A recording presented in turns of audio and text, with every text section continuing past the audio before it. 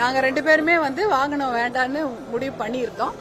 அப்ப வாகனத்துக்காக ஒதுக்கி இருப்பாங்க இல்லையா சட்டமன்ற உறுப்பினர்கள். இப்ப எங்களுடைய கோரிக்கை என்னன்னா, வாகனத்துக்காக எங்க ரெண்டு பேர் சட்டமன்ற உறுப்பினர் நிதி இருந்ததுன்னா அதை எங்க ஊர்ல ஒரு அரிசி நெல் கொள்முதல் கோடவுன் கட்டி கொடுங்க அப்படின்னு கேட்கலான்னு இருக்கும். வேற ஒண்ணு தமிழக அரசு சட்டமன்ற உறுப்பினர்கள் எல்லாம் வாகனம் கொடுக்கறது சர்ச்சையாக சட்டமன்ற உறுப்பினர் கூட பேசும்போது இல்லாதவர்களுக்கு கூடுதல் ஒன்று தப்பு இல்லைனால பாமக இருக்கக்கூடிய சட்டமன்ற உறுப்பினர்கள் வாங்க தயாராகிறீங்களா இல்ல வேண்டாம் அது அப்படின்னு சொல்ல தயாராகிறீங்களா? ஒவ்வொரு கட்சியோட நிலைப்பாடு சொல்லியிருக்காங்க. பாமக நிலைப்பாடு என்ன? வாங்கணும் நீங்க வாங்கி தரீங்களா இல்லையா? அதாவது சட்டமன்ற உறுப்பினருடைய விருப்பம் தான்.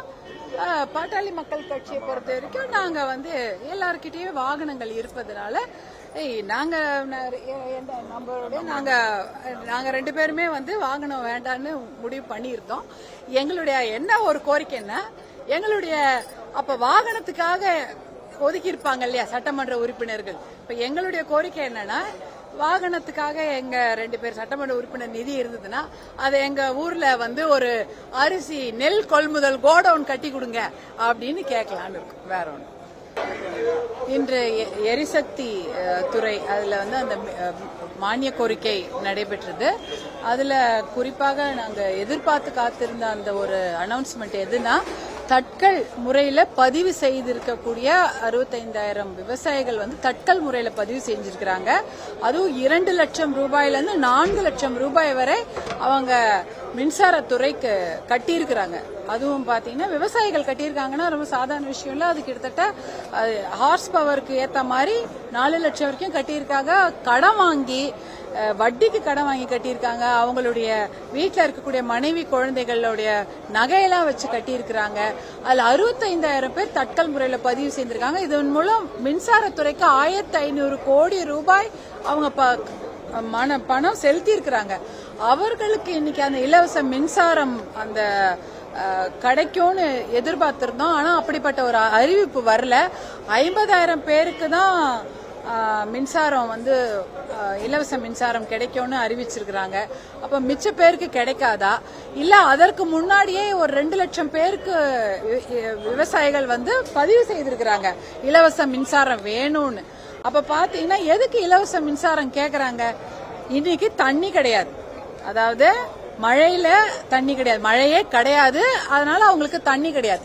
ஏரி குளங்கள்ல தூர்வாரப்படாததுனால தண்ணீரும் அதுல சேமிக்க முடியாது. அவங்க நம்பி இருக்கிறது ஒண்ணுதான், நிலத்தடி நீர். அந்த நிலத்தடி நீரும் இன்னைக்கு அப்படியே போட்ட உடனே எல்லாம் வர்றது கிடையாது. முன்னாடி எல்லாம் 5 அடி 10 அடிக்கு கொஞ்சோண்டு போர் போட்டா கூட தண்ணி வந்துடும். இப்ப அப்படி கிடையாது. 200 அடி ஆழம் 800 அடி ஆழம்னு தண்ணி கீழே போயிடுச்சு. அப்போ அவங்க எங்க இருந்து தண்ணி எடுப்பாங்க? அதுக்கு மோட்டார் வேணும். அந்த மோட்டார் அவ்வளோ செலவாகுது, மின்சாரத்துக்கு அவ்வளோ செலவாகுது. நீ இலவச மின்சாரத்தை நம்பிதான் விவசாயிங்க இருக்கிறாங்க. அப்ப அந்த 2 லட்சம் பேருக்கு இன்னைக்கு இலவச மின்சாரம் கிடையாது, வழங்கப்படல. அதுல ஏதோ 50,000 பேருன்னு சொல்லி இருக்கிறாங்க. அப்ப 50,000 பேருக்கு தான் இலவச மின்சாரமா? அப்ப மிச்சம் இருக்கிற 1.5 லட்சம் பேருக்கு இலவச மின்சாரம் இல்லைன்னா அவங்க இப்ப வெயிட் பண்ணிட்டு இருக்கிறாங்க. என்னன்னா, இது வரைக்கும் போட்டுட்டாங்க அந்த குறுவை விவசாயத்துக்கு போட்டிருக்காங்க. அறுவடை வருது இன்னும் 15 நாள்ல, செப்டம்பர் 15 20 அறுவடை எடுக்க போறாங்க. அப்ப தண்ணி எல்லாம் போட்டு அதுக்கான தண்ணி எல்லாம் இருந்தா தானங்க அறுவடை எல்லாம் பண்ண முடியும். எதுவுமே இல்லாம எப்படி பண்ணுவாங்கன்னு தெரியல.